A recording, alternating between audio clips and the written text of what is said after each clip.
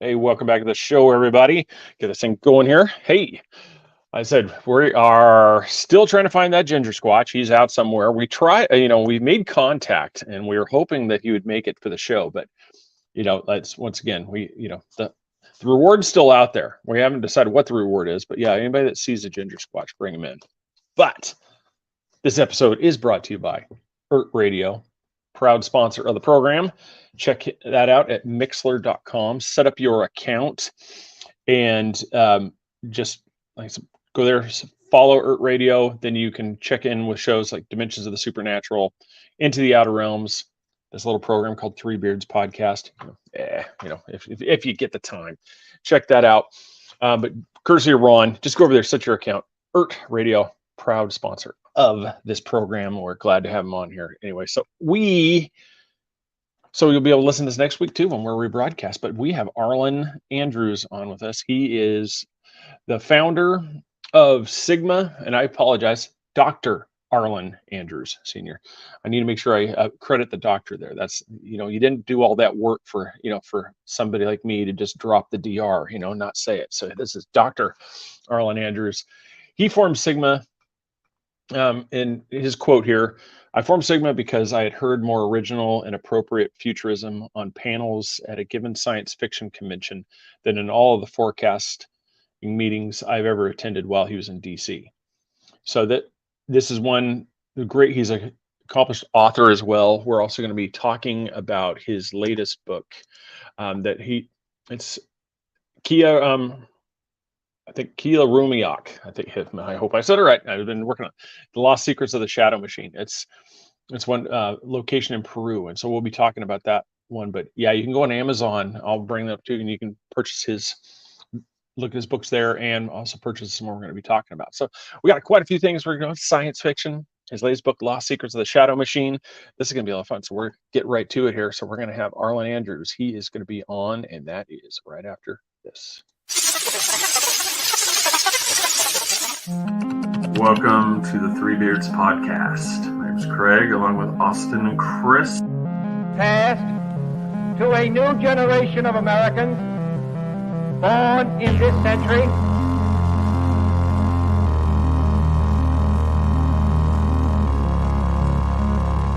Let me out. I'm afraid that is right.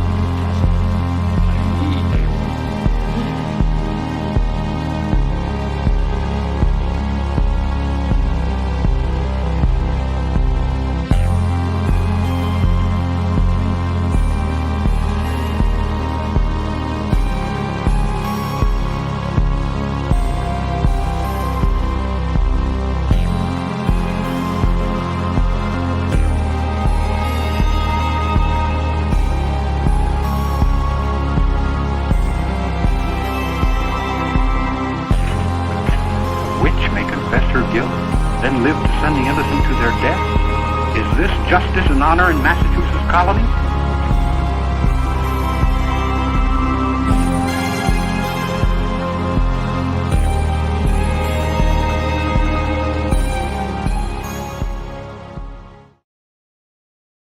All right.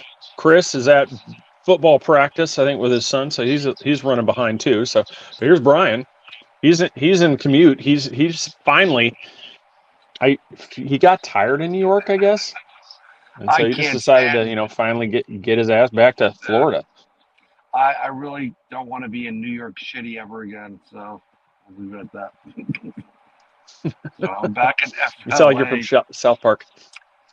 Yeah, well, it's really funny going to North Carolina. We passed South Park, and my daughter, who's with me, is like, "Can we go?" Oh, that's awesome. I'm not going to South Park. Maybe they have a integrity store. No, only joking. What? Whatever. And we found he was hanging out behind the store back there, kind of the alley, and we felt bad. We thought, we're kind of reached out with the program, so we decided to bring him on. It's Mark Eddy. Mark, how are you, sir? Hi, everyone. Yep, it was kind of like Clerks. He was back. He was back there with Silent. Jay and Silent Bob hanging out. Yeah, I was just about to use the F-bomb, the police. Whatever. We have another. It's another taxi driver show. You talking to me?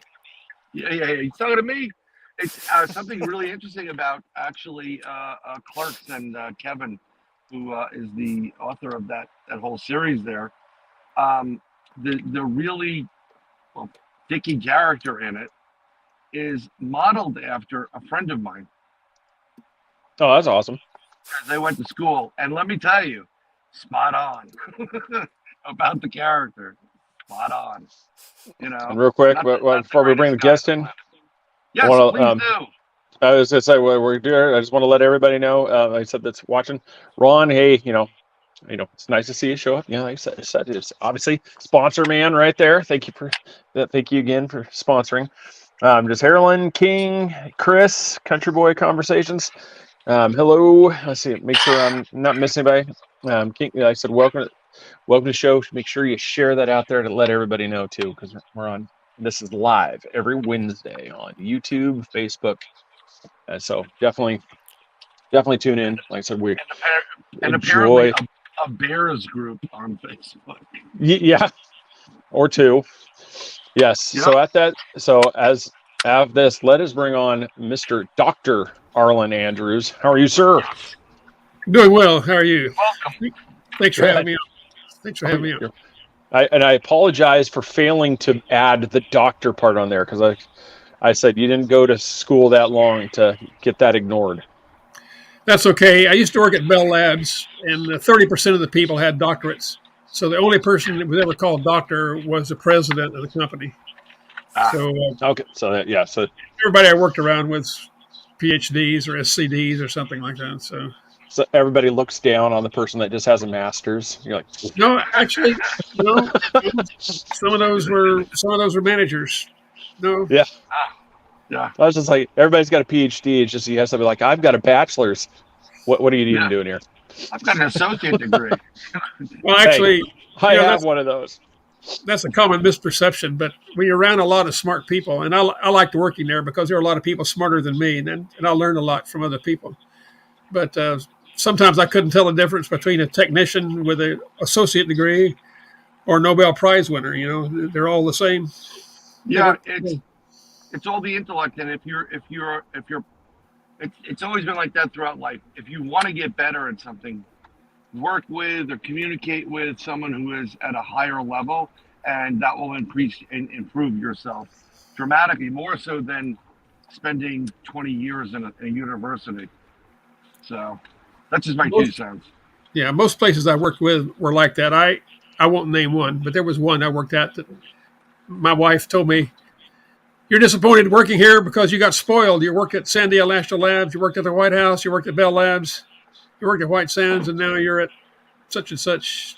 What did you expect?" I said, "Well,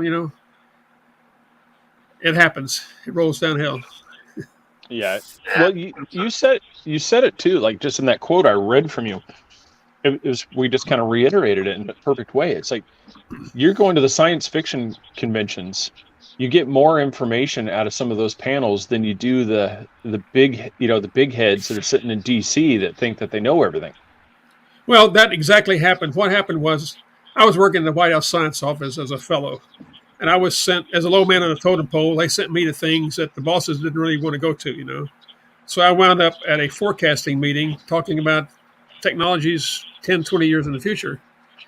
And one engineer, executive I really respected, brought up the concept of nanotechnology and micro machines, and they laughed at him. These other people were talking about, in the future we have to have more electricity, we got to have more water. They were not thinking about advanced technologies or disruptive things at all.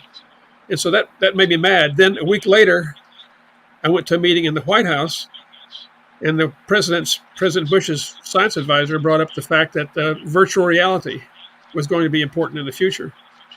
The same people laughed at him. So I got angry. After that, I went back to my office and wrote a manifesto. I said, the future is too important to be left to the futurists. And the guy sitting next to me, whose desk abutted mine, was Colonel Doug Beeson.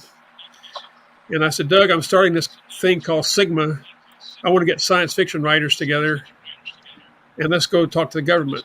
He said, I'm in. Well, Doug wound up being the chief scientist for the Air Force Space Command and the commander of Kirtland Air Force Base and Los Alamos and everything else. He's still a science fiction writer. And over the years, we actually did a lot. Now, the last few years, it's kind of tapered off after the pandemic. A lot of meetings stopped and stuff, but we still participate in online phone conversations. And we've had, mostly it's as ordinary citizens, not just science fiction writers. As ordinary citizens, we had the chance to get our opinions in front of decision makers. And most people don't get a chance to do that. And we're citizens first. We're citizens first, science fiction writers second, So it's been worthwhile. All one has to do is look at Jules Verne and read his novels, science fiction basically, and how accurate was he? He was more accurate than most of these futurists that I've ever come across. So I can't believe that they would laugh at something, Well, it turns out the first guy who's had us in for meetings, we made presentations in Washington, D.C. for several years in front of a lot of people, public people and the private groups. And the one man was called up to Congress to talk about what we had done. And he thought, oh, my God, I'm going to get reamed out by the Congress people. No, actually, they enjoyed it. They really liked it. The only criticism we had were from the science fiction fan base who thought we were colluding with the government, in some kind of conspiracy to take over and, all that nonsense that goes on all the time. But no, we had good responses there, and we actually worked with the Department of Homeland Security and Science and Technology.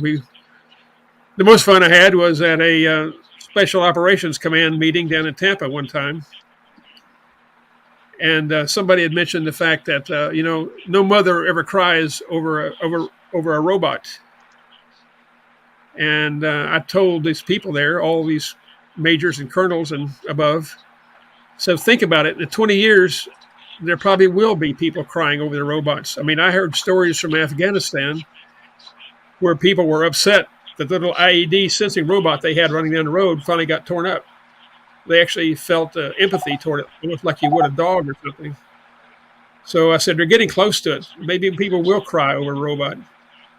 Isn't that something that they say, like, as we approach the singularity, that's going to become more and more of a commonality thing where people are going to have that emotional connection with the technology side? They're going to get to that point to where there will be sadness if you lose something. Your Roomba dies and all of a sudden you're just bawling. Well, I get kind of PO'd at some of my stuff. I'm not in love with them yet, but I get kind of irritated when they fail, My printer, how about printers, My Alexa device I know is going to kill me in my sleep. Because I'm over there threatening her all the time. Craig, there was the one Twilight Zone episode, The Lonely. Is that the right one where was it Jack? I think the actor's first name is Jack. He was also, he played the president Klugman. Jack Klugman? No. He played the president in Being There. And he was a prison in the Twilight Zone episode. He was a prisoner on an asteroid, and his parole came in, and this he had become friends with a robot woman. It was over 60 years ago that kind of AI story was developing.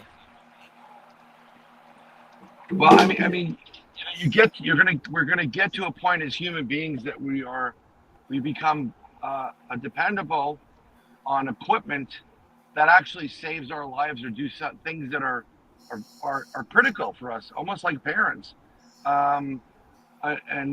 And when you lose that form of protection or that parental guidance, you'll have an emotional attachment to it. I mean, just hearing about the landmines and IED equipment going, I mean, that means now that some human being has to go out there and poke or stick around. And that's a death sentence for most people. So I would be upset too if that machine failed or was ripped and torn up. Yeah, well, that actually happened from the reports I heard. That actually happened. Now, if we go down this path, a kid in the 50s like me, a long time ago, we were almost in love with our cars. I had a 57 Chevy that was just like a friend, and when I had to sell it, it was sad, literally sad. Oh, yeah. The actor's name is Jack Warden. So I couldn't think of it. Yeah. I needed my AI friend to. Yeah, we needed the robot to give us the answer. Yeah, well, I'll tell you, in my stories, I've never have called it AI. I call it DI, which is developing intelligence, because it will always keep getting better. What we have today is the abacus compared to the Cray computer of the future or the iPhone of the future. It's just getting started today. I was on a panel just 2 weeks ago at a convention here in Louisville, Imaginarium, and everybody on the panel was bemoaning AI. It's going to lead us to recursive stuff. It's going to be just regurgitating the same thing over and over. And I said, no, good programmers, smart people who really know how to take advantage of the tsunami that's coming, will figure out ways to make the AI so good that in 5 or 10 years from now, we will be debating about which AI program is going to be winning the Nobel Prize for literature. We will have stuff so good, art, music, writing, so good that people will say that can't be human. It's got to be artificial. Here's the problem with AI, though. The reason why AI, in my opinion, will never eclipse humanity is because it lacks a primary element to the human condition, which is emotion. You cannot program emotion into anything. Well, don't say that. There's some 10-year-old kid out there. There's some 10-year-old kid out there right now, and she's working out. She's listening to this, and she said, okay, I've got it. I know how to code for that. And not only that, code for it, but also maybe the AI will scan local humans or scan all humans, scan the human race, look at their biological or physiological parameters, what works and what doesn't. Okay, let's use that. In one of my books, I have a DI that has a special program on television. You can watch VR. I call it VR. And it has feedback. It feeds back to you. It picks up what you want, what you like, what scares you. And it programs that into the characters in the VR program. So it's you. You're working with it all the time. It's working on you and with you. And so you can never get tired of it. And just for kicks, every once in a while, it'll throw in something orthogonal, something totally out of bounds, totally out of a different data set. So I'm not even a programmer. I have a son who is a manager in Austin, and I talked to him about this. And he said, yeah, you can program some prompts into it, and these prompts will do whatever you want it to do. And if it's reading your biological signals, then so be it. I think we're on the singularity right now. Singularity between what AI is going to be able to do and what these guys testified to in Congress in the UFO panel this week. This mix of it is going to be a singularity. I predict in a few years, none of us will be the same as we are now. Singularity, everything's going to change. Arlan, what did you think of those hearings? Do you think they really said anything that we already didn't know? Well, I'll tell you, that's a subject for another show. I'd really rather talk about the Peru stuff, and I can talk for hours about any one of these subjects. And that one right there, I was just filling out a form tonight. A guy from a national magazine supposed to call me today and talk about this, ask those very questions. And so I already know the questions he's going to ask, and I've already answered them. My basic thing is, yes, this guy Grush is testifying before Congress. If he's lying, he's going to go to jail. So I don't think there's any reason for him to lie about the job he did. He found these witnesses as part of his job. He's filed paperwork. He's given them names, dates, and locations. Let's see what happens. It's up to the Congress people now. I wouldn't trust the other organizations to do it. Maybe somebody in Congress would. I don't have much faith in Congress, but maybe they can do something. Yeah, I'll kind of wrap up, so especially like with AI. I know Ray Kurzweil, he really, in a way he has to watch what he says, because he can't really divulge things. But the stuff that Google is developing is where we don't even know, a fraction of what they've got going on right now. I mean, there's rumors that keep propping out. They actually are coming up with AI, as you say, the intelligence programs that they are displaying human traits. They're coming out, like I said, they're actually seem to be like a free thinker, which is in a way for a lot of people is terrifying. But when once of those things, and that's one, like I always tell people, I go, where do we find the line between what is terrifying and what is helpful? I mean, if we can cure all these diseases, that's great, but at the same time, that could be our downfall. I don't know. I'm writing a novel right now. I'm putting some of that stuff in there, so we'll see. If I knew what was going to happen and where, I would invest in that company right now. Somebody's going to look at this. There are going to be trillionaires in the future. 20 years ago, there were very few billionaires. And then Bezos revolutionized retail. Musk is revolutionizing space. Jobs revolutionized telephones. There are other people out there right now. I say little kids in their garages or their basements right now or in their iPhones using things, and they're coming up with applications for this that none of us right now would even recognize if they told us. Yeah, because we are on the cusp of the fourth industrial revolution. I mean, this tech side is going to be. I mean, Musk is getting ready to, the Neuralink. These things are coming. I mean, this isn't this, like you were saying before, what you guys were thinking in these think tanks, 15, 20 years ago. This stuff is like we're literally on the doorstep of this stuff rolling out in real time. I mean, we're going to be interfacing with computers. Yeah, these are different things. I wrote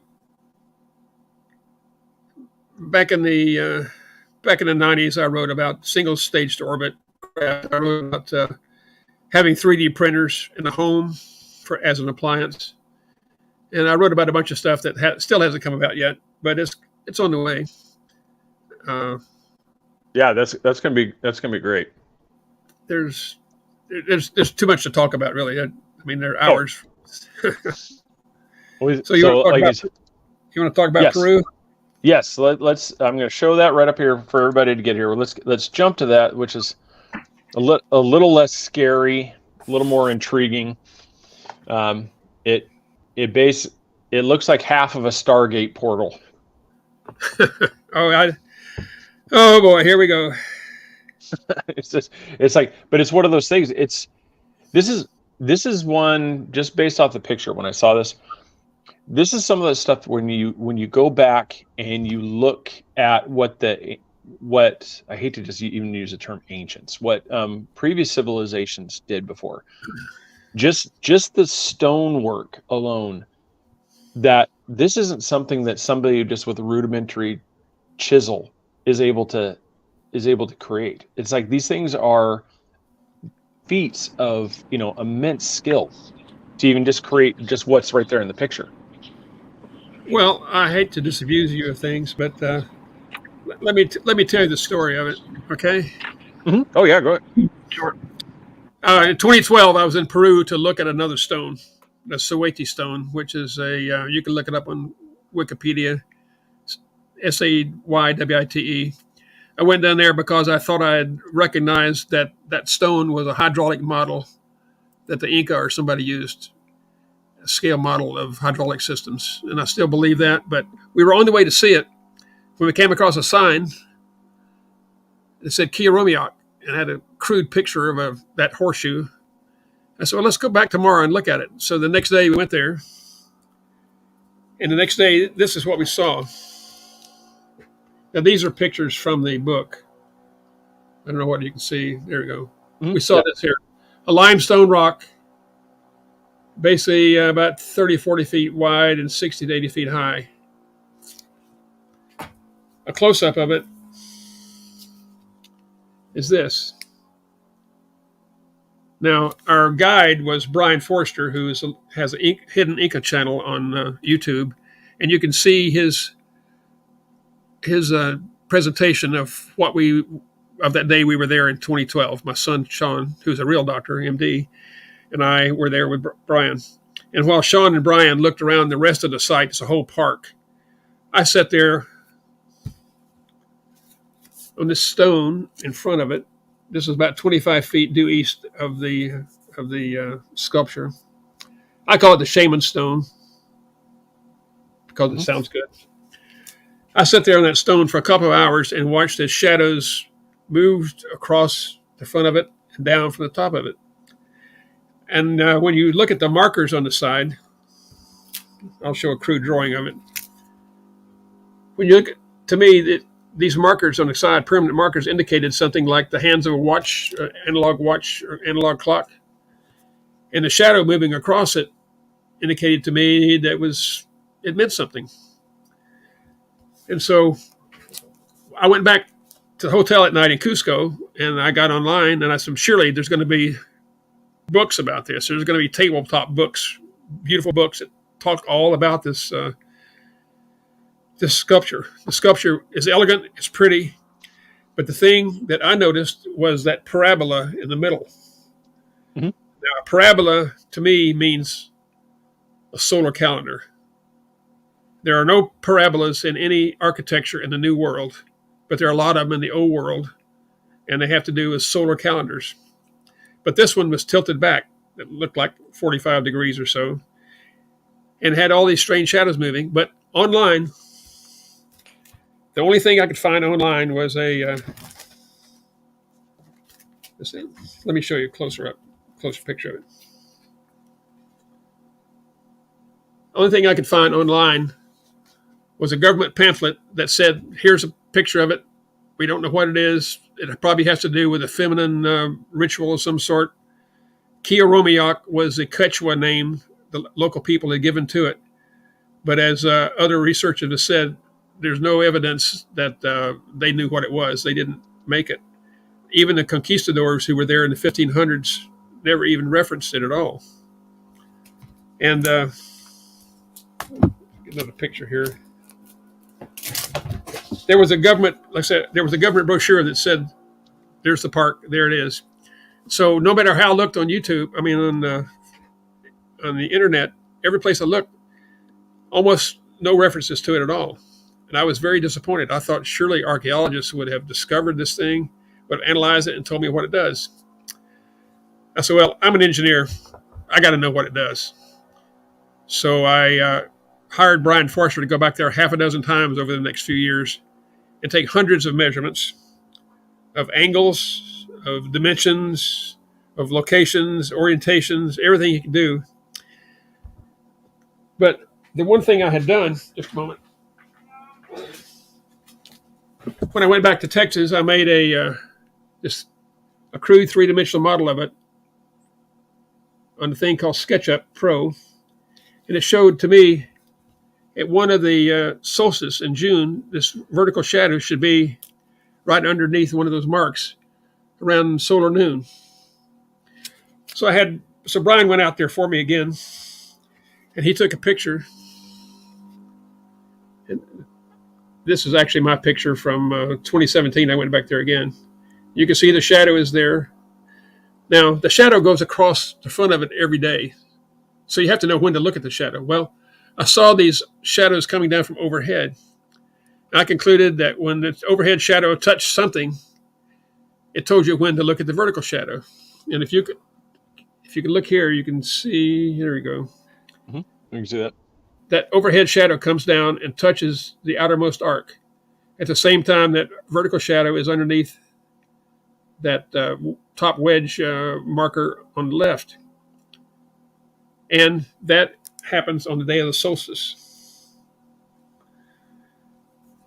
So after all of his measurements, I came up over the next couple of years to avocation, just as a hobby, made a better model that I used like this.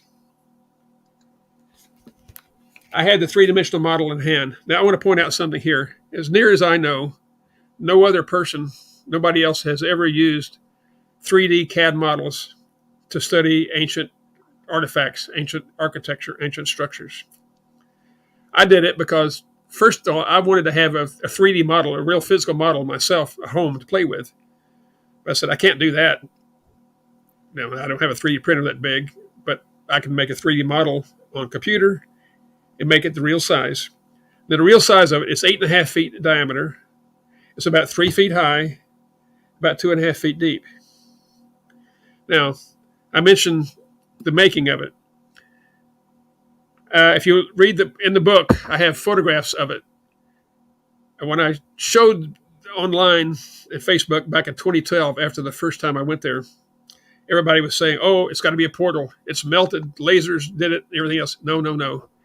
If you look at it up closely, there are thousands and thousands of chip marks. They either use hammer stones or chisels or something thousands of times to chip this thing out. There are a few overhead places that look like they had almost like a shovel or a big wedge or chisel or something. They came down and chiseled on it. I calculated the volume removed. It was about 51 cubic feet that was removed. And based on what other archaeologists have said, I imagine with a work crew of 4, because you couldn't get much more than 4 people in there, it probably took them a year to 18 months to make it. Depends on how they worked and where they worked at night under torches and stuff like that. Now, a thing about it was, as an engineer, I got to thinking, I know these people I didn't think they had advanced mathematics and stuff. So how did they make this thing? Did they design it in blueprints? My wife, being the very practical person, said, no, hon, if it was me, I would have made it out of clay first. I'd make a terracotta model of it near the site. And over the years, keep messing around with the terracotta model, the clay, until I got the shadows to do what I wanted to do. Then I would tell the workers, okay, go measure that and make it in stone. She's very practical about that, much more than I was. I kept thinking about designs and computers and slide rules and everything else. But she said, no, make a model of it. It's a lot easier to change the model when you're making it out of clay than it is if you make a mistake in stone. Oh yeah, that's just jump in real quick. That's kind of what I think that inarticulately, stated. That's kind of what I was getting at, because most people throw to it. It was, the aliens came down, they gave them this technology. Here's some ray that just melted the stone and this thing appeared. No, this isn't just something that guys just came up one day and just decided to start banging on their chisel and like, hey, look what we created. No, I was like, the ability that these people had to, like you said, look at something like this, create. I think what your wife said is fantastic idea. It's just that they created the model and then they scaled it, doing this to show they actually knew, because everything you see here, it is so skillfully planned out and done to where here we have some people, we can't even figure these things out.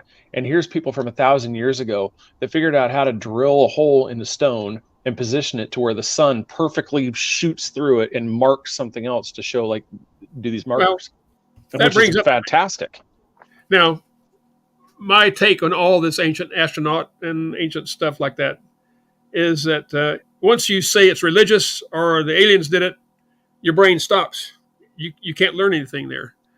But as an engineer, I read these things and they said, well, it's probably a religious symbol, a fertility symbol. It's shaped like the moon, which is feminine, and therefore, all that stuff. If I took that and stopped there, I couldn't do anything.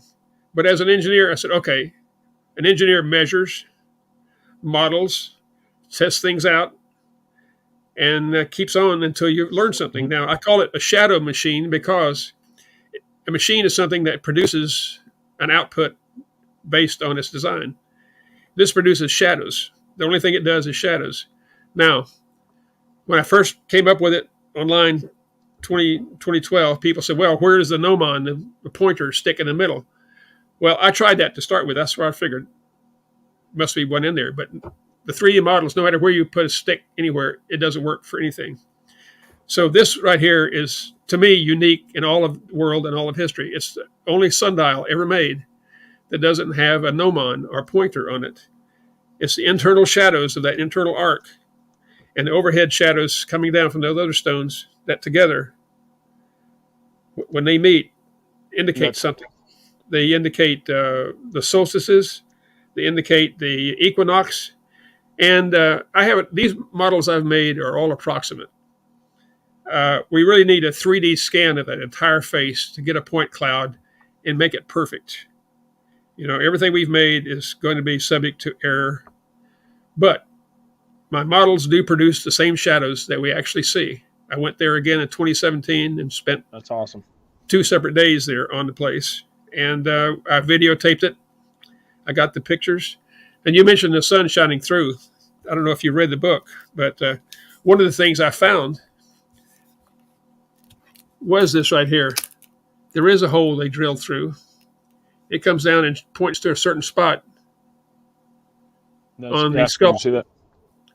Now, the interesting thing is, it shines through there every day, but you can't see it except for certain times of the year.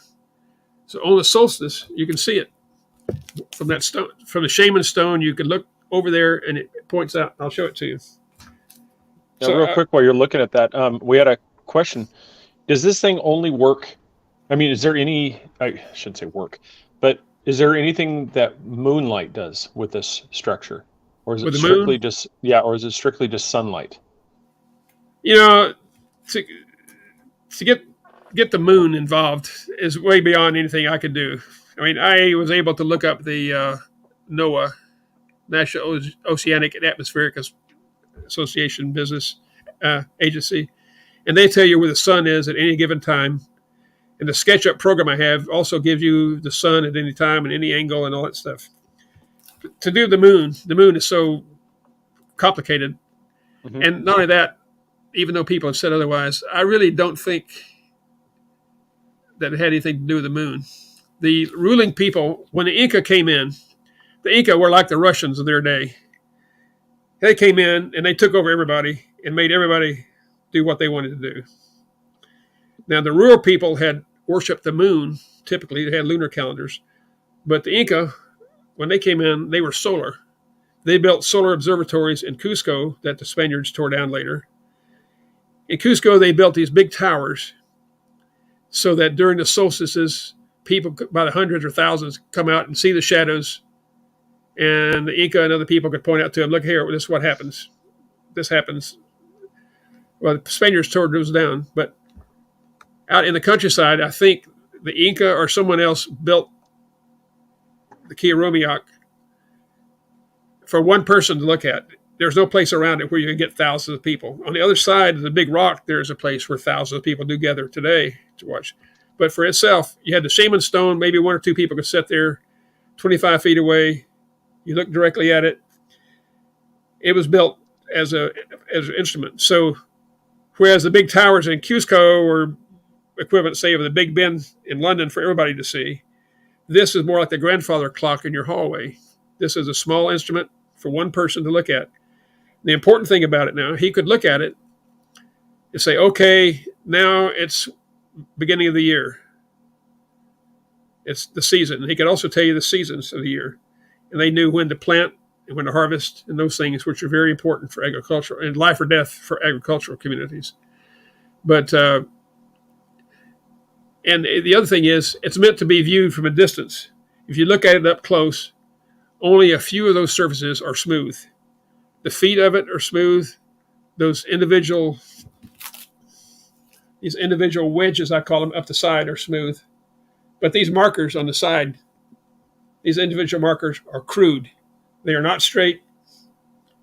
The model makes them straight, but they're not straight. They're not uniform. And as you get back to the back of this, where the sculpture interfaces with the mother stone back here, it's very crude.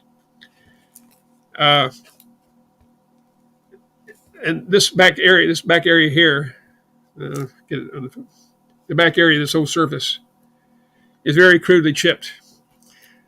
Like any other engineering or manufactured object, they only put precision where they needed it. Their precision was in that inner arc, that precision, that curve. Now that is still sharp. You can run your finger on it today and it's a sharp surface. It won't cut you, but it's very sharp. The rest of the surfaces are not sharp. They only put finishes where they needed them. They only put precision where they needed it. The precision was in the location of that stone arc and where those markers on the edges were positioned. Their location was important in position, but the way they were made, when you get up close to it, it's crude. Was there any acoustical aspect to this? Was there any acoustical aspect to this where sound plays in? Because you have the temple's failing me right now. It's that same one. Mark, maybe you guys know the name. It's that one where if you stand at the base of it and you talk, you can somebody could hear you like you're clear. We tried that. Thanks, Susie, for that question, by the way. It's like I said, the bottom of it is 8 feet up from the ground. It's a difficult climb to the side. I made it. You're not supposed to, and it's dangerous to be up there because it's a 8-foot fall onto rocks. But tell. Another interesting thing we found out about while we're looking at it, as an engineer, I have to look at every single aspect of the thing. We found out if you look at the top of it, you project those little markers on the side. It looks like in 2 dimensions that they all meet at one spot. So, when playing with the 3D models, it looks like this is what it is. Not that that's significant, except it probably is an indicator of how they made the thing. They made it in various planes when they were chopping it down. In the book, I go through at least one way of doing that. The way they would carve down to a certain spot, smooth it out a little bit, and cut down to another one, and cut down to another one. So in 2017, again, I did what you're not supposed to. I went up there myself and played around and looked at them, and they measured it, and they all do intersect like that. It's really not a very big sculpture. No, it's 8.5 feet wide, 3 feet tall, and 2 feet deep. That's why I said it's an instrument. It's not for public display. It's for probably one person to sit back and look at and say, okay, folks, yeah, today's the day. We're in this season now. Yeah, and that's a shaman seat. Comes into play. Now, what I did in the book, I gave every dimension that we came up with. They're all there. If somebody else has access to 3D CAD and better at it than I am, feel free to make a model and play with it. Let me know what you find out. It's possible. Real quick, well, you said that. Why don't more people do that? Why aren't more people doing like 3D models? Because that seems like such a amazing way to do the testing, like you said, where if you actually have, like if you're looking at your desk, even if it's just a scaled down version, then you can literally, like you said, like you were saying, you can walk around at 360. You can do all these different degrees. You can move it around. You can do all these things, and you can actually see things that you couldn't see on site. Well, that's why I hope that some locals there or some, official archaeologists actually will do a point cloud survey of the whole thing and get everything perfect. Then they can play with it. And there are probably other functions of this thing that I've overlooked. Again, I have to keep saying my models are only approximate. But even the approximate models they came up with a prediction of where the shadows were going to be at the solstices. Mm-hmm. And I went there, Brian went there, and I went there twice and photographed it and saw it. And so if people can argue with my interpretation, in the book, I say this. These are facts that I observed and are repeatable, and you can go see it yourself. Then I had some speculations about other things because, when you don't have all the knowledge, you like to speculate about things, but identify them as such. And somebody told me that some professional archaeologist has already refuted it. Well, I've seen nothing written to me yet about that. And I can tell him where the shadows are going to be when he goes down for the solstice in June. He can't refute that. He might refute everything else I say, but he can't refute the shadows are there. The shadow machine produces repeatable shadows, predictable shadows. One of the things it did, like I said, we showed in the book every dimension that we took. And so if somebody else would like to take these same dimensions and build their own models, I didn't copyright the dimensions, just the book. One of the things I did do that day was, on another model here, was to show all the orientations of each of those wedges. They're 11 degrees, the bottom ones, and the central wedges have 10 degrees, and then the top ones have 30 degrees, and then the center one has 60 degrees. And so they made those on purpose. I don't think that they weren't guessing anything. They knew what they were doing. And like I said, as you mentioned before, Craig, there was a genius or geniuses back there. Somebody, to me, the building of it is always secondary. Now, my friend Chris Dunn's always talking about how things are built. But to me, that's beautiful, elegant. But to me, the thinking of it, the design of it, the conceiving of it is the most elegant part. To me, that's the beautiful part. The rest of it, okay, yeah, we'll get around to that sometime. Well, I think it's really easy. It's almost a cop out sometimes too to say it was, the ancient aliens thing. The aliens came down, they created these things, they left them for us, and we just worship these things. I think it robs us of the fact that there were people before us that were incredibly intelligent and could figure these things out. Just like you said, I mean, they mapped it out.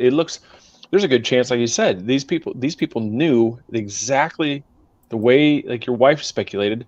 They modeled these things, they created them, they made them bigger, and just for the simple purpose, like you said, like the shaman stone, the guy's job was to go there and tell people, now's the time to plant. Why? Because the shadows are in the shadows are lined up. It's time. Go. Yeah. And what she was saying actually was to make a full scale model of it and put it on the platform right next to the place where you want to build it, and then take the same measurement here and go over there. And anybody do that. You don't have to have precise engineering tools to measure your stick this long and move it over there. Now, a lot of things about this, but looking over all these pictures that Brian took for me over the years, I started looking at them and doing a slideshow one time, and I noticed something. In addition to all the calendric things that happens here, if you will look at, and this again is my picture, look at that overhead shadow. Squint your eyes a little bit. Does that remind you of anything at all? If not, let me make some suggestions. Now, the condor is a sacred bird of all Andean cultures. And I view that thing as the shadow of a condor. And as you watch it over a period of an hour, you can see the thing form, come down and land on top of the part. Yeah, I can definitely see like the shadow right there, where it would actually make out the head. And looking over some other pictures that we took at other parts of the year, other people have taken for me, it might be that shadow forms more often than just the solstice, but it is there on the solstice. Now, an interesting thing, on the December solstice, now this is more speculative because the pictures I had did not have enough contrast. But it looks to me like in the other direction, there's a shadow of a puma. Now this is speculation. But it could be a puma. It could also be a serpent, too. That could be the mouth. Well, the reason I say puma is because a common theme among shadows in the Sacred Valley is a condor in one direction and a puma in the other direction. Yeah, so that makes sense. The condor is the sky and the puma is the ground.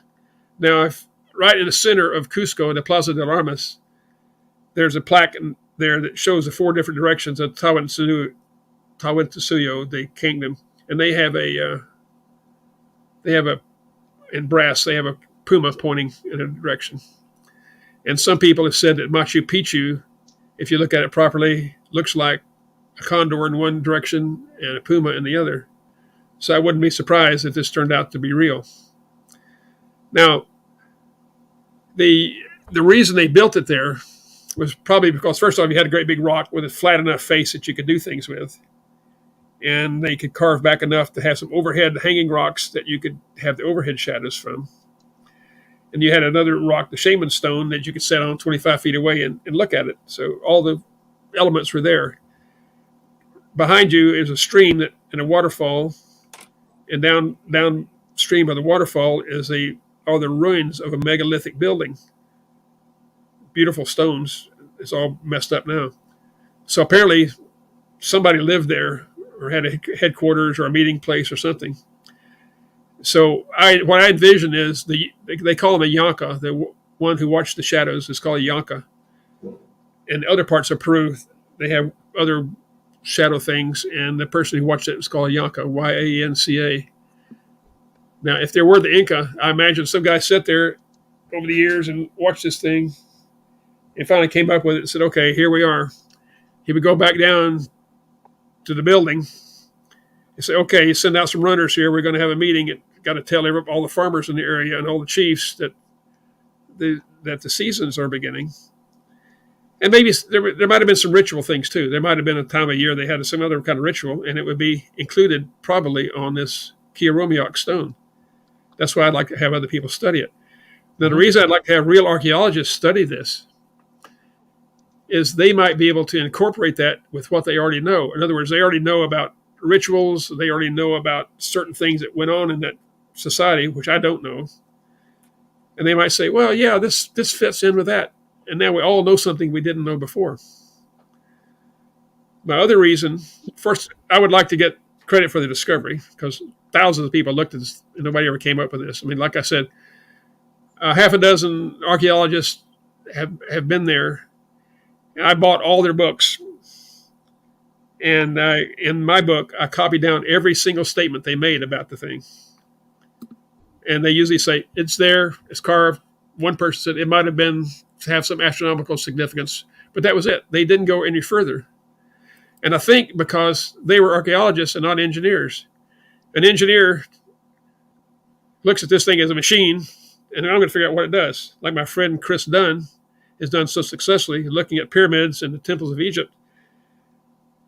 These are machines, or they're made by machines, and I'm going to figure it out. And once you have that mindset, then you can start to figure things out. If ancient humans did it, then we should be able to figure it out. If an ancient alien did it, forget it. Go out and have a drink. Forget it. You're not going to learn anything. But it's not a portal. It's not smooth. Up close, it's crude. From a distance, 25 feet and further, it's beautiful. And it's still elegant no matter what you do. But I have photographs of every piece of it, and I got close-up photographs of the stonework. And the concept, the vision, and the operation is perfect and beautiful, elegant. The actual construction, when you get close to it, well, you don't want to see. A lot of things look beautiful from a distance, and you get it close to it, and it's not that perfect. So I've identified a machine. It's a solar calendar. It's unique in all of history and all the world, in my opinion. I could be wrong. If I am, somebody please tell me. Yeah, people zoom in on that picture I just put up there. You can kind of see where it's not smooth, right there. But you can actually show, just like you said, the line on the parabola. You can see how that has a really sharp. Yeah, that is edge. sharp. That's not. Yeah, It really is fascinating. Now, to me, how they figured this out. Now, if you made another one, now I was trying to figure out when it was made, and it said in the year 1500 and something, before the Spaniards came and ruined everything. The Inca of that time, the head honcho, sent out a command that calendars would be built all over the kingdom. And I thought, well, maybe this is one of them, and if that's true, then maybe we find a dozen of them all over every place. But no, not another one's found anywhere, and not in Peru or not anywhere else in the world. Now, if you moved it 10 miles away or 20 miles away, it wouldn't work. It would be not not as accurate. So you would have to tilt that one and tweak it and align it just properly, a new one. But nothing would thrill me better than to find another one, 100 miles away, so we could compare the two. But so far, as I could find, there's not another one. Now, is there any?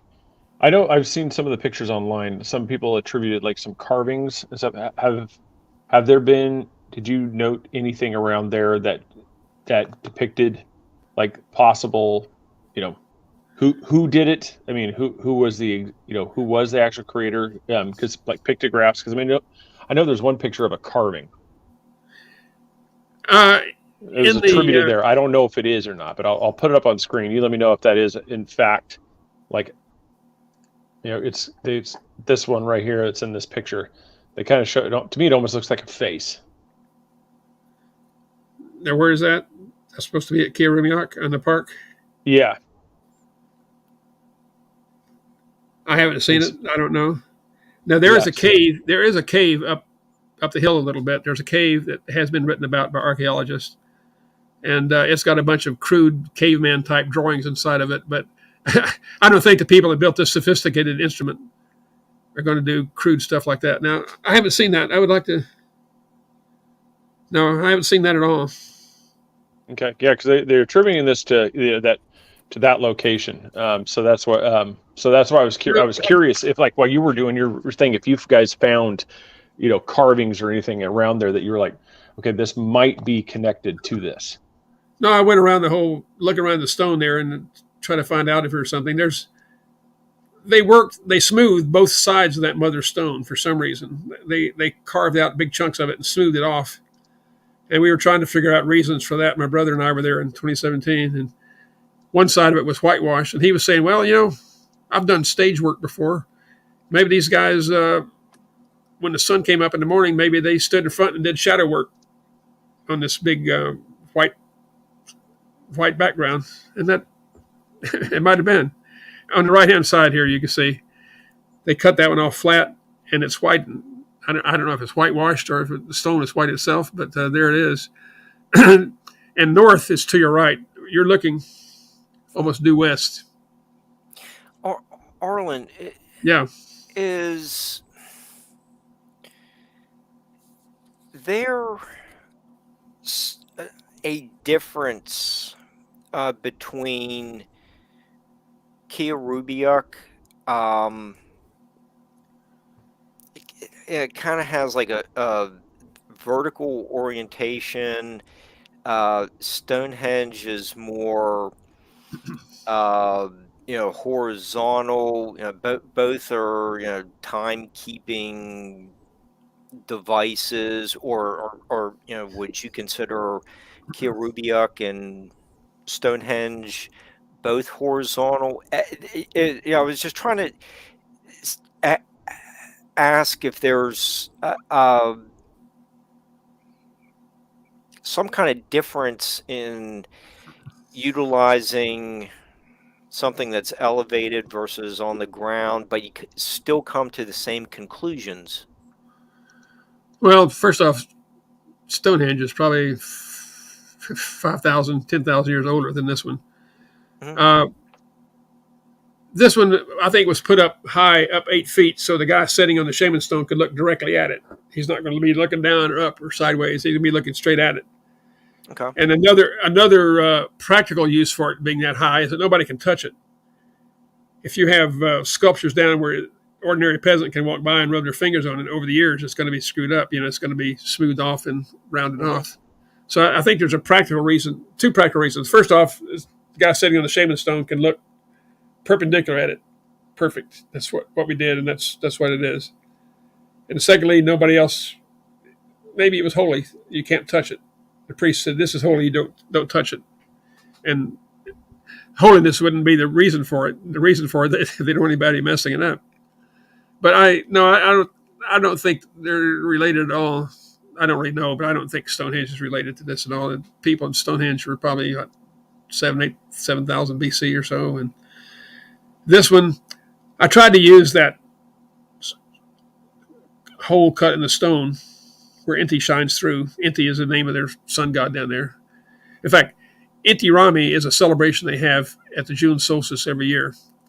It's a 4-day celebration. And the reason it is that time of year, the sun at solar noon is about the same spot for 4 days. It doesn't vary half a degree for 4 days. It's called a solar standstill. And they began their year then, our June 21st, winter there, summer here. And I looked at the angle the sun was shining through, and I tried to use that NOAA calendar and go back.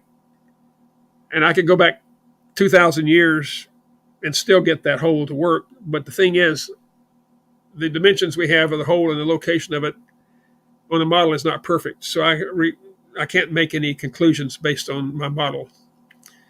If somebody goes there and gets perfect dimensions, that's what I said. I want a perfect scale model of this thing. If somebody does that, then we can probably tell that at some time in the past, the sun would not shine through that thing during the solstice. So therefore, we know it was built after that. Looking at the way the weathering of the stone, if you go around Cusco, and if you look at some of Brian Forster's videos of going around Cusco, you can see that a lot of those artifacts down there, a lot of those places like Sacsayhuaman and Kinko and those places, the stones are aged.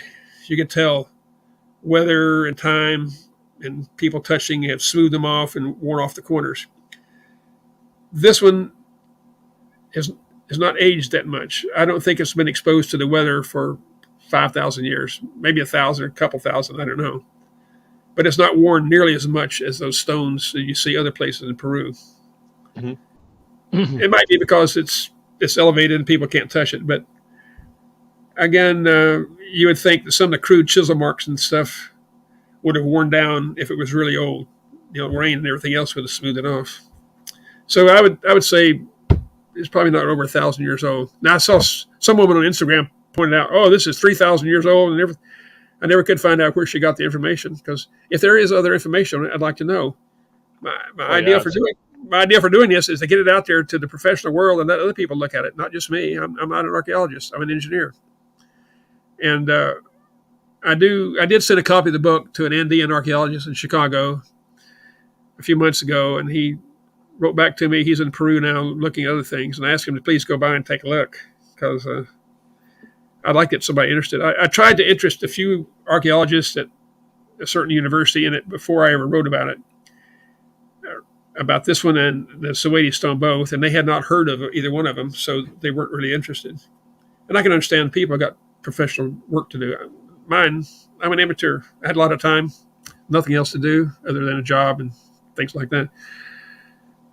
I thought you argued your points very well. Mm-hmm. Well, thank you. But like I said, you can't refute the shadows. They're going to be there. And I invite anybody to go there around June the 21st of any year, and planned for being there 4 or 5 days, because I was there for 4 days and it rained 2 of those days. So we went there on June the 22nd and June the 25th. In the meantime, there's a lot to see around Peru in the Sacred Valley. It's a fun place to go.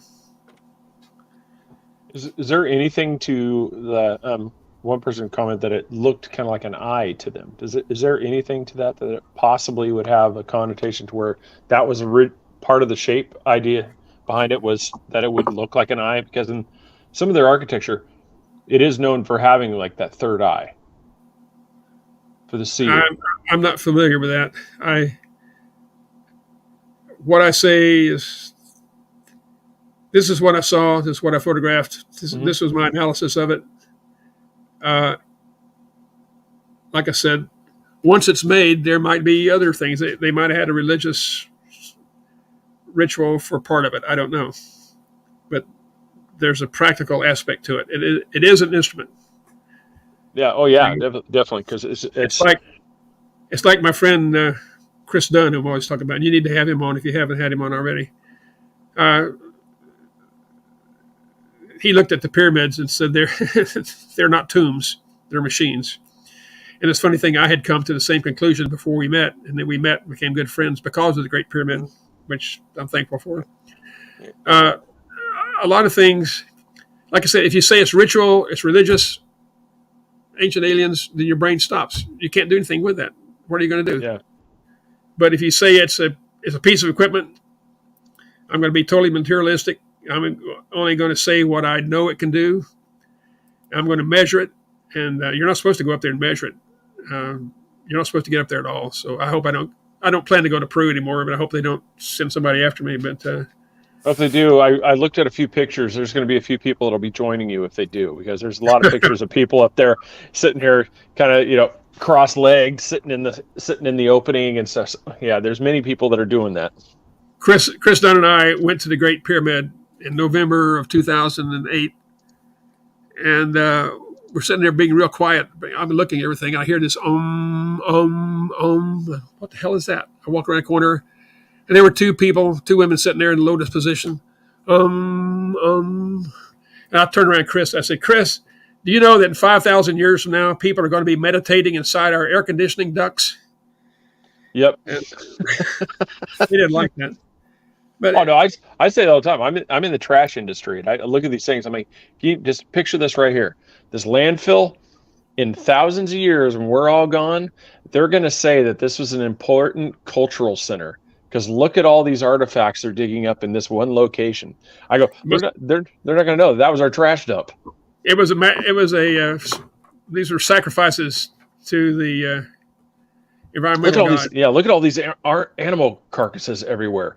This clearly was a major important location. No, that's just where we dumped, we dumped livestock.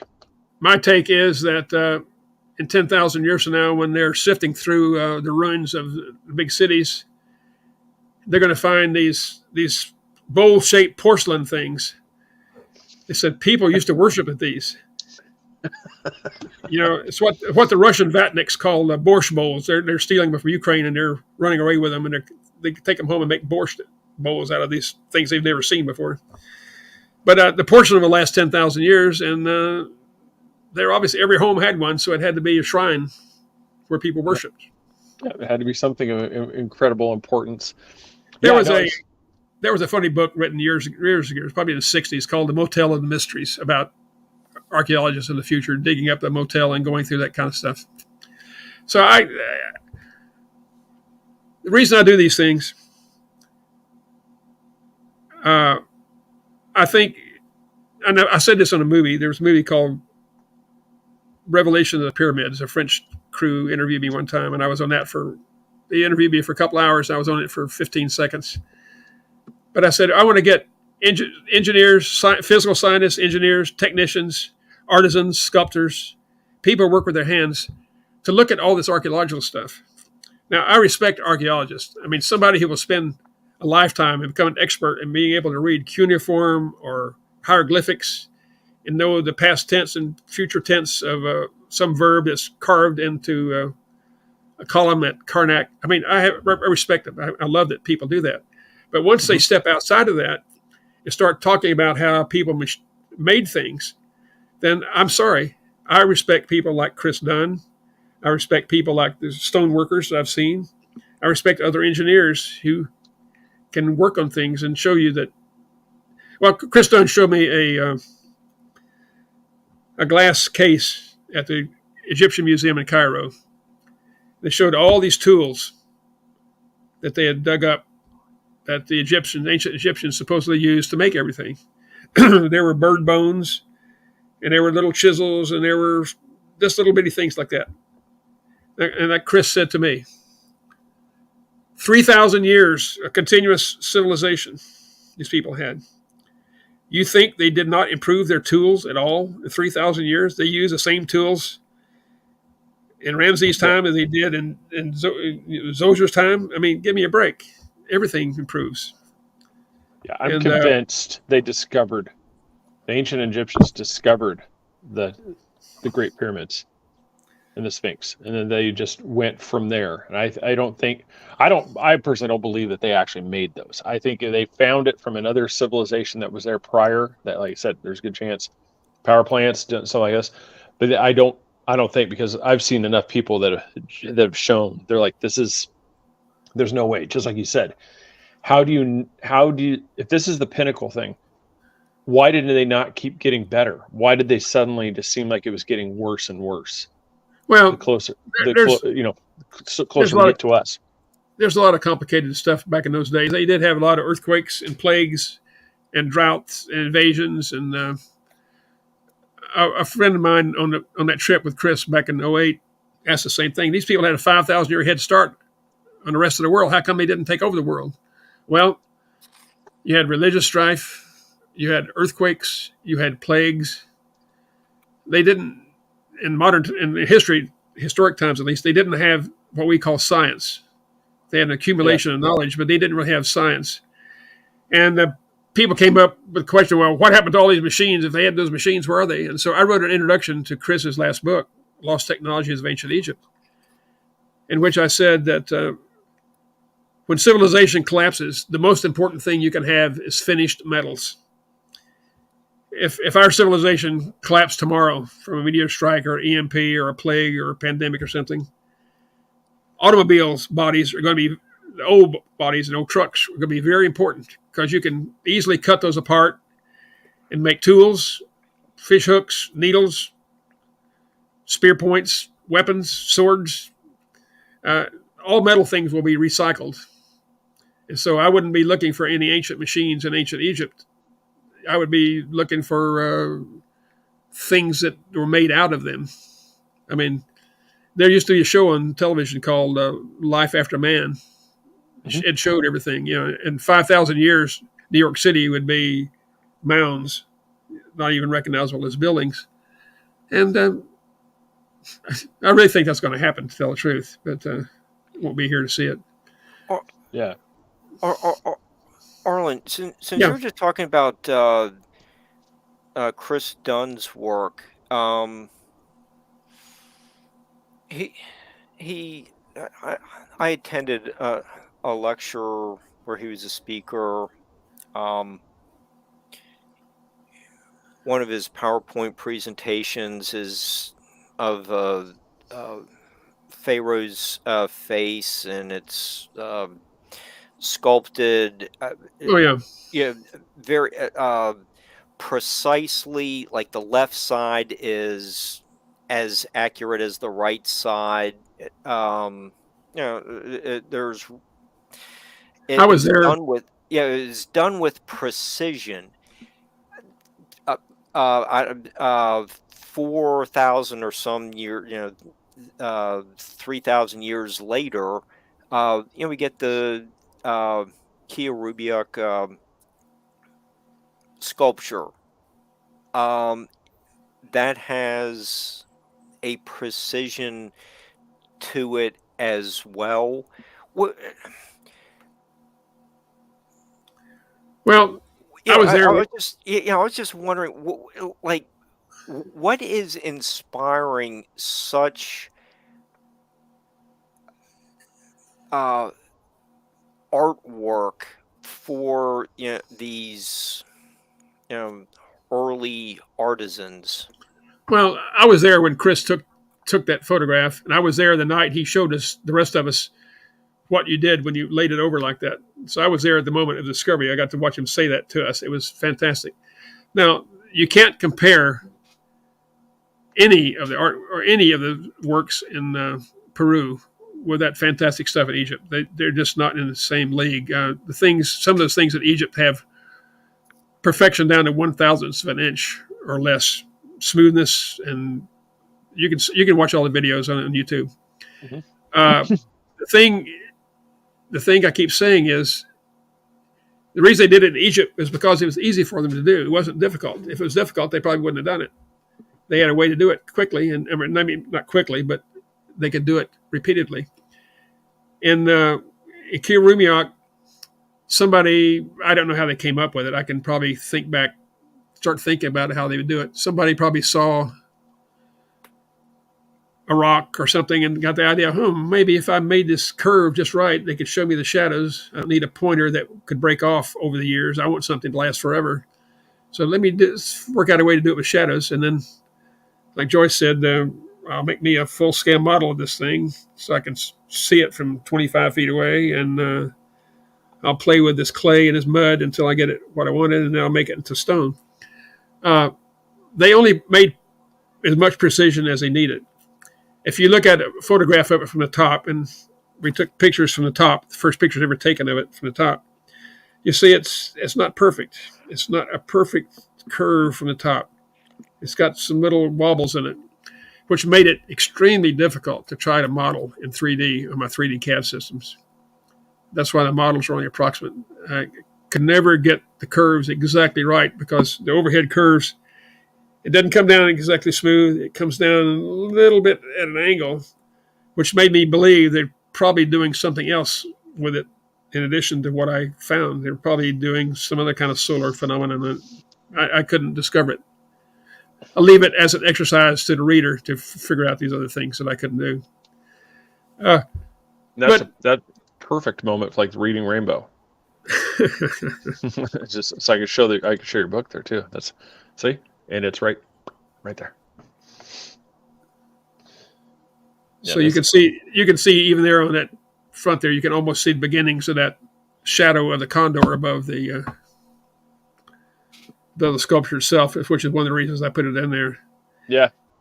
Now, if you look really closely, if you look really closely, that the head of the condor on the right-hand side, if you get up close to it, is very, very crudely made. So it was not meant to be seen close up. It was meant to be seen from a distance so you can see the condor. Otherwise, close up, it's just a chunk of rock chopped out. There were imperfections in the rock. There were cracks in the rock, and they made use of those too. Where they drilled that hole down for Inti to shine through, there was a natural void in there, so they didn't have to drill very much. They only had to drill through probably 1.5 inches of stone to get what they needed. But to me, the concept of how they thought of doing this to start with, that is a genius. I mean, that's the part that always blows your mind when you see these things. It's the foresight that it takes to create. I think we need to study these and learn, because there's probably other things in that I wasn't able to come up with because I don't have a perfect model. Yep. I mentioned before that Suwaidi stone, and I don't have enough information to write a book about it, but I've written articles about it. The Suwaidi stone, about another 50 miles up the road, has a lost technology built into it that nobody recognized until I saw it. But the stone is hundreds or thousands of years old, and in it had a model of what they call wari-wari, which is a irrigation technique where you have, if you look at it from the top, looks like fingers and troughs between them. And when you pour water down the stone on the Suwaidi stone, and you see it fills up these little irrigation canals.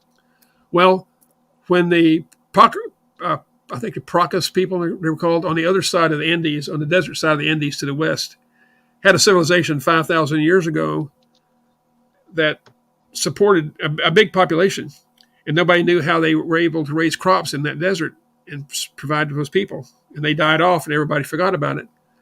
Well, back during the 1980s, archaeologists were studying those people, and they found out that the Paracas people had used a thing called waru-waru, which are those canals. And these are little troughs of water about maybe a foot deep, and a trough of stone and dirt above it about a foot. And the water circulated among them. The fascinating discovery was that at nighttime in the desert, the water rises, mist rises up. It creates a microclimate that covers all of the seeds and everything that are in those above those troughs. And you get very productive agriculture out of that. So in the 1980s, they rediscovered that, and now it's used in Peru and Ecuador, I think in China.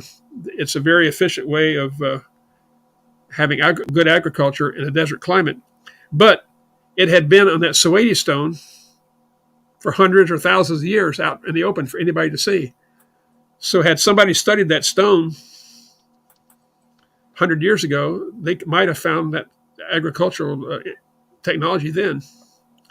So what I'm saying is, by looking at that stone, I learned something that nobody else had ever come up with. What am I missing? I'm not the only person. I'm not an archaeologist, but get other people to go look at ancient stuff I don't say that the ancients were more advanced than we are in all areas, but in some areas they knew things that we didn't. And why don't we look at those things and see if we can uncover some stuff? That's what I want to do. Well, Yeah. Yeah. Arlan, throughout your book, you bring out some really good points about what the artists may have meant, what the condor might mean to the culture. Okay, you're covering all, recreating the whole culture for your readers. Have, other than what Craig and I have told you about how interesting your book is, have you heard from like the White House scientists colleagues from years ago, gotten back to you? What are other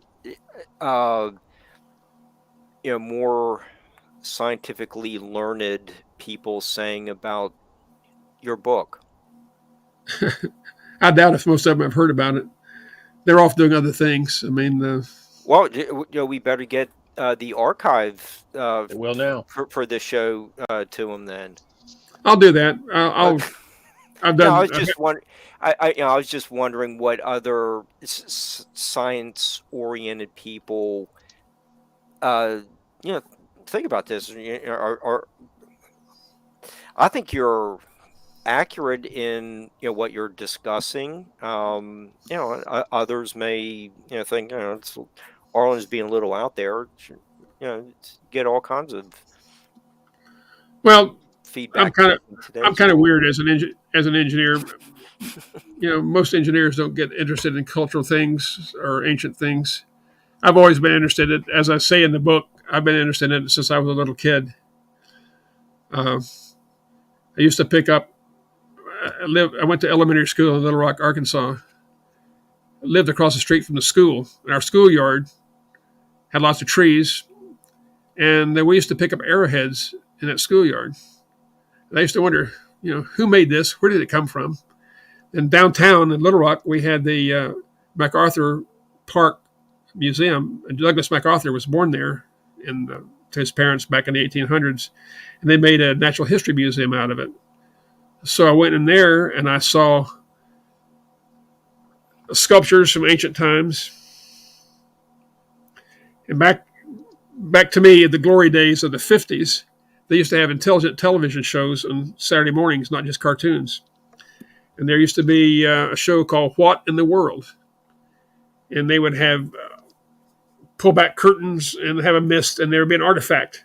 And then the regular panelists, who were real people, would try to identify the period it came from and the culture and things. And so I used to watch that religiously as a kid. I was fascinated by it. And I got to where I could pick these things out myself after a couple of years.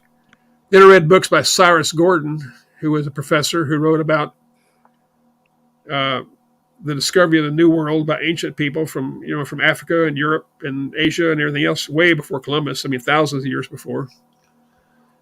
And so I've always been interested in that, all weird things.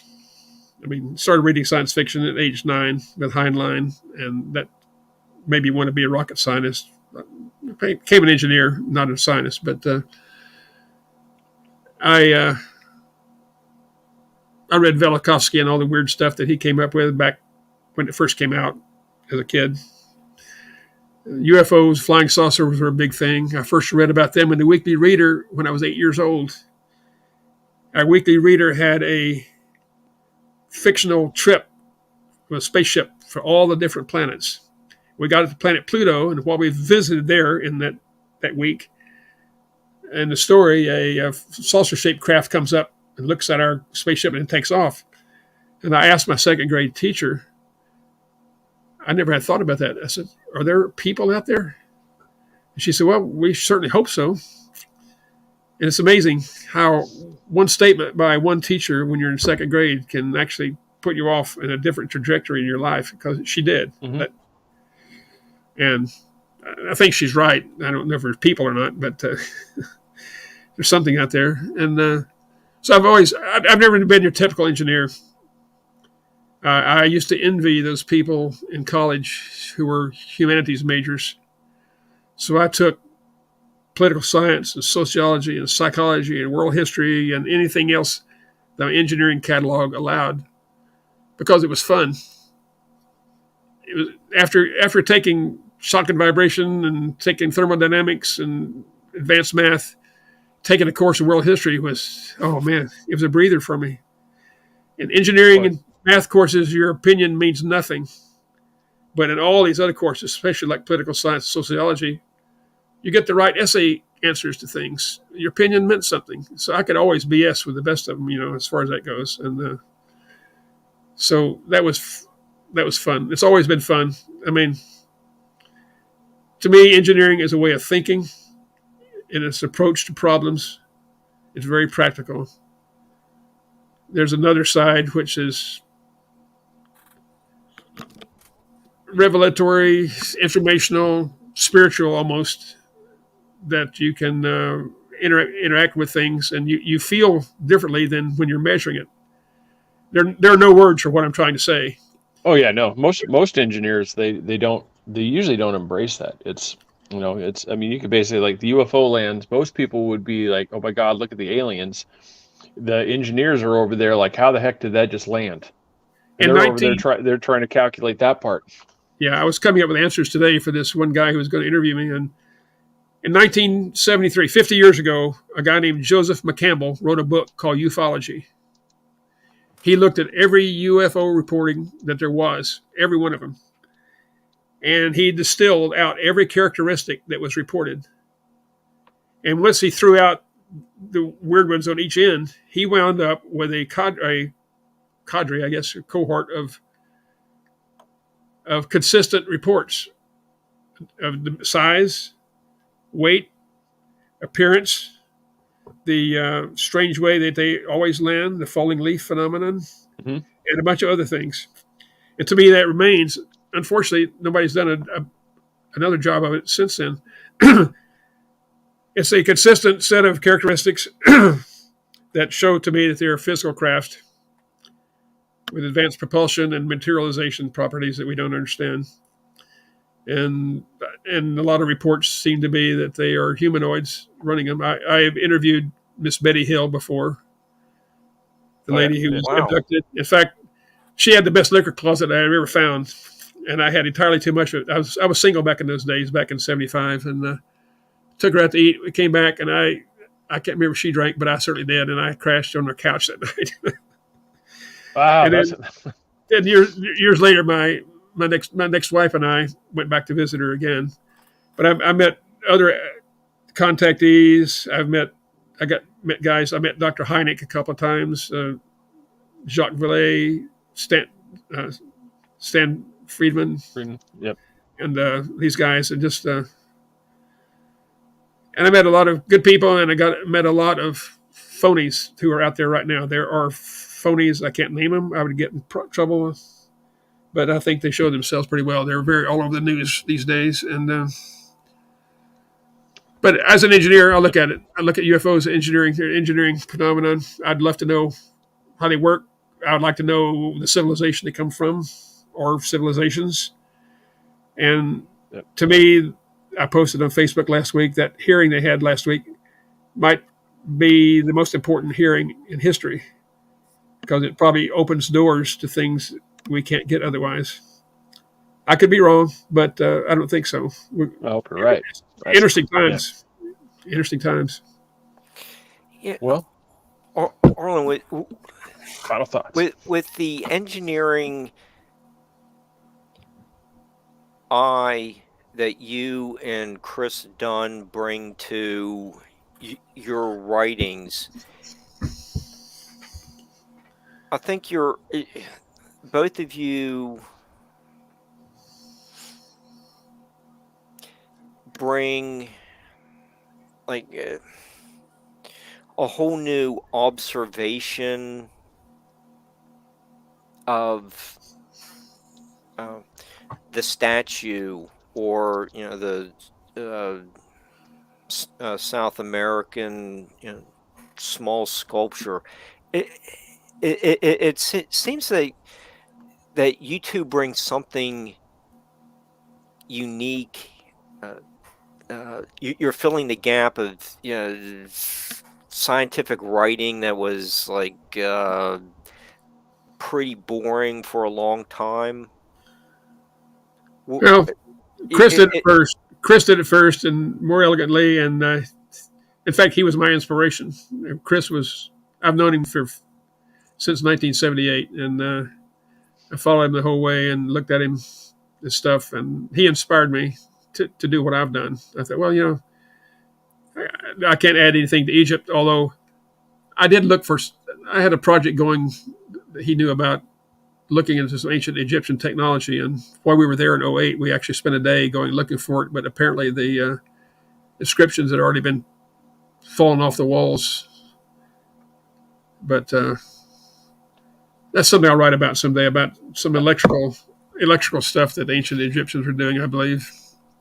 But yeah, Chris did it first, did it best, and he was my inspiration. And so I owe all this to him, because I probably would have got into it without him showing the way. Well, you're writing about ancient Egyptian electricity.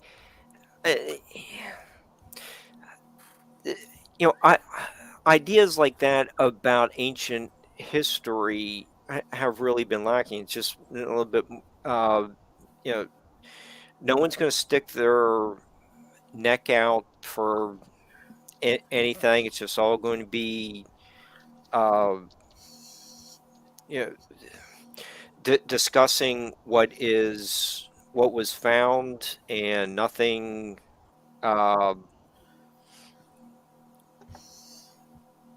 outrageous, what may seem an outrageous interpretation. But you and Chris do that. I think that's one of the interesting aspects of both of your writings. That's I got out Chris's book. Yeah.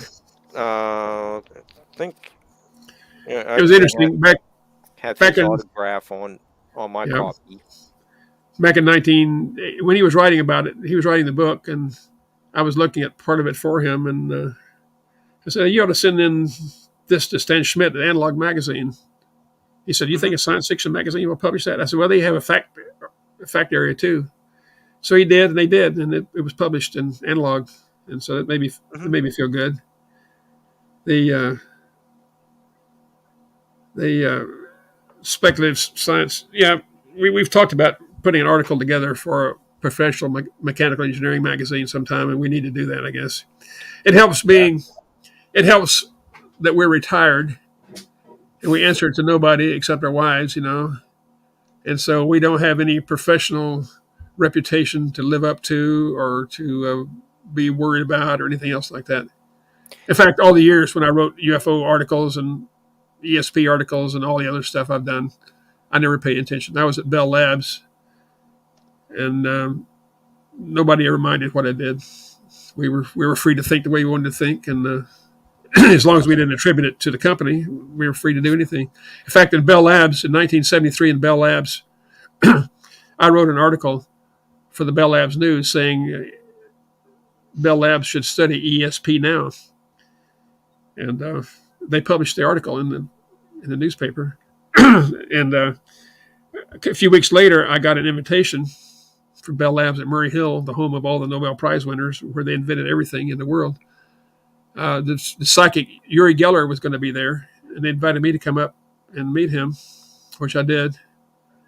So Bell Labs was a very open-minded place. It was a wonderful place to work for up until the last couple of years, when social changes began to occur. I didn't it changes the whole culture. But then I went out to Sandia Labs, the best place I ever worked, which was all engineers all the time, and that was wonderful. So I've had a good time, had fun in my jobs. I got to be around the world in my jobs, and got a good hobby on the side of writing science fiction and writing nonfiction, and so it's been fun. And I'm hoping one of the things I want to do with this Key Rumiak book, I'd like to get that to be a World Heritage Site. Now, this lady on Instagram said it is a World Heritage Site, but no, it's not.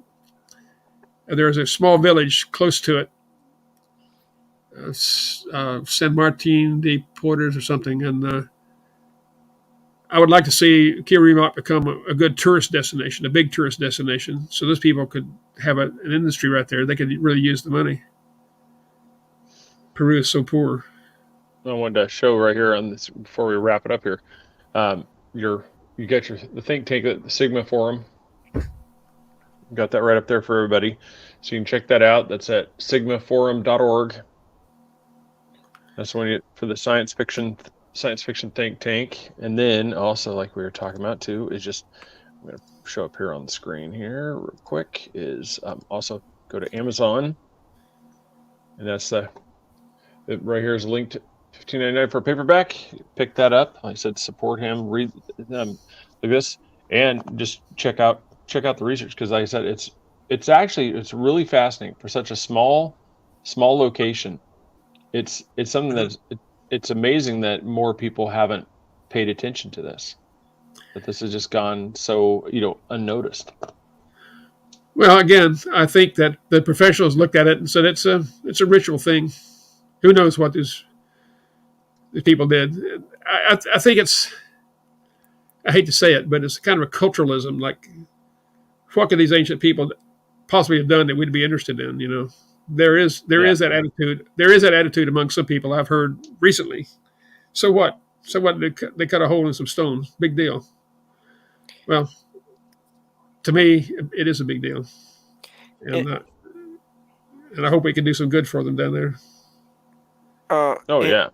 And Arlan, I guess Craig wants to kind of wrap things up soon. I just wanted to work in your upcoming appearance at AAPS and the group's influence on your Thaw series. Oh, we did. Thank you. I forgot to bring up that other. You happen to mean? I just happen to have a copy of the cover of this book. Yeah, riding the huge emu. Actually, it's a small guy riding a normal-sized emu. Read the book. It takes place 30,000 years from now, after the next ice age is over, and a lot of changes have happened in the world. And these guys come from an area that was surrounded by the glaciers when they happened, and so their little community was cut off from everybody else for 30,000 years. And just like on that island in Indonesia, the Homo floresiensis hobbits that they found over there, they're only 3 feet tall. These guys are smaller than that. They were cut off, and then as the glacier thaws, it opens up, and there's a big river, which we call the Mississippi. They don't. And they come from an area that's a little bit above Stone Age, patriarchal society. Women are less than property. They're just there. And they go out down the river. They find other civilizations of what we call normal-sized people, of different races and different looks and everything else. And they run into some religious nuts, and they run into a matriarchal society in which the motherland, which is the dried-up basin of the Gulf of Mexico, owns everybody in the whole place. It's more than slavery. It's absolutely owns everybody. And they have some adventures. They learn a lot, get slapped around a lot, get hurt a lot, and they find out things about themselves they didn't know. And they prevail, and they thrive, and they lose. And like I was telling somebody at a writers' meeting a couple weeks ago here, one of my characters gets murdered in one scene, and I shed tears because I didn't know it was going to happen. I watched the show. I don't make the stories up. I watch them like video. I wish I could go straight from mind to video, so I wouldn't have to use these fingers to try to type out what I think other people. So you're saying you're not Max Hawthorne and calculate it out where you know who you're going to kill off, to make sure everybody gets upset? Well, more automatic writing. I've written stories like that. I wrote a story about that. What the bad side of going straight from memory to video. That's another story. But yeah, anyhow, I thought these characters, originally there were 3 novelettes in analog. 2012, 2014, 2015, I think it was. But people say, well, what happens to these guys? I said, I don't know. And then the little guys kept coming to me in my mind. And okay, we'll write a book about it. That's fine, but there's more to go on. So I did another book and then another book. So I wound up with 3 books, each one about 130,000 words. So I got almost 500,000 words about these guys. It started off on that first trip to Peru, where I was looking at these ancient ruins, to be 10, 12, 15,000 years old. And I wondered, what's going to be left of us in 15,000 years? And I sat down at the airport in Lima on a little Acer type computer and started writing. And the vision came to me of these little guys riding emus and looking at a glacier. And the whole thing began there. And I didn't make it up. I don't know where the images come from. I don't know where the story comes from. Because I like the artwork. Thaw, melt, and flow. Yeah. They or is it flowy? And I got to say in there's a lot of violence in it. Some sex, a lot of violence, and even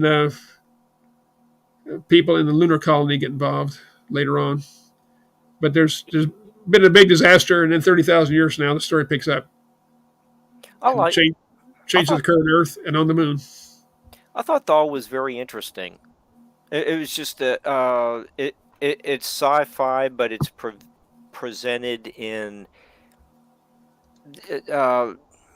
without spaceships and your traditional sci-fi. It's more of like Planet of the Apes. Well, the real future, we will have another ice age, and it will probably be disastrous. And if we don't have people living on the other planets in the asteroid belt and maybe other star systems, it's going to be a mess. And the future is not going to be all spaceships and robots and AI. The future, parts of the future are going to be dark, and survival is going to be important. Mm-hmm. And people like our ancestors were going to have to be tough, probably tougher than we are. Oh yeah, there'll be a mass die-off because there's going to be a lot of people they don't even know how to do basics. And if anybody likes these books in the trilogy, a prequel is starting to form in my mind, and some sequels as well.